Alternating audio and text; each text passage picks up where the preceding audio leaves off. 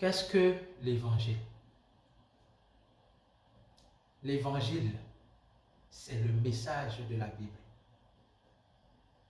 La Bible n'a pas plusieurs messages. La Bible a un seul message. L'évangile.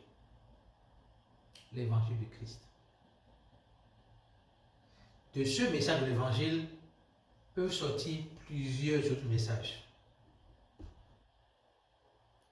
Mais la Bible a un seul message. Et malheureusement, ce message est absent dans le corps de Christ.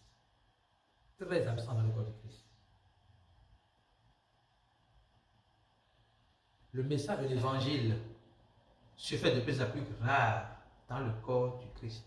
Dans les prédications, dans les églises, on n'entend plus l'évangile. Ce qu'on entend, c'est les messages de prospérité.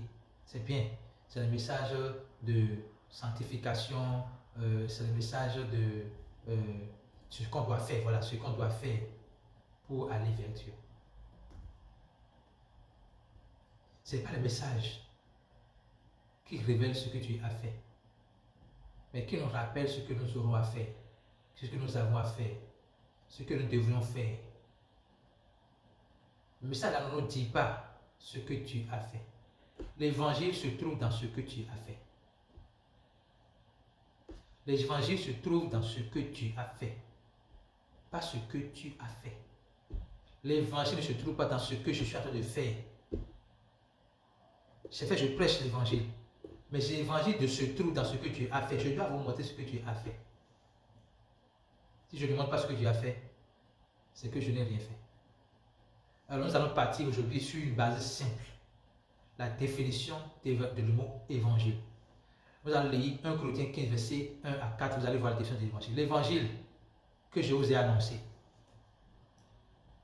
c'est que Christ est mort pour vos péchés, selon les Écritures, qu'il est enseveli et il est ressuscité le troisième jour, selon les Écritures. Et quand on parle des Écritures, on fait référence aux écrits de l'Ancien Testament. Donc, selon ce que les prophètes ont annoncé, Jésus-Christ va mourir pour le pardon de nos péchés. Il sera enseveli, ce qui prouve qu'il est mort pour le pardon de nos péchés. Et le troisième jour, il va ressusciter des morts, ce qui prouve qu'il a vaincu la mort. C'est l'évangile. Il est si simple. Alors, quand tu fais une prédication, et qu'on ne trouve pas dans ta prédication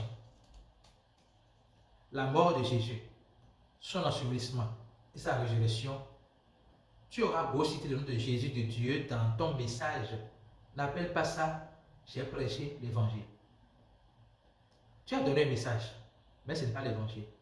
Le message qui sauve, c'est le message de l'évangile. Il n'y a pas de message. Le Seigneur donne la grâce de comprendre cela. Donc l'évangile, c'est ce que Christ a fait pour l'humanité. Le contraire de l'évangile, c'est ce que nous aurons à faire pour Christ. C'est ce que nous devons faire pour Christ.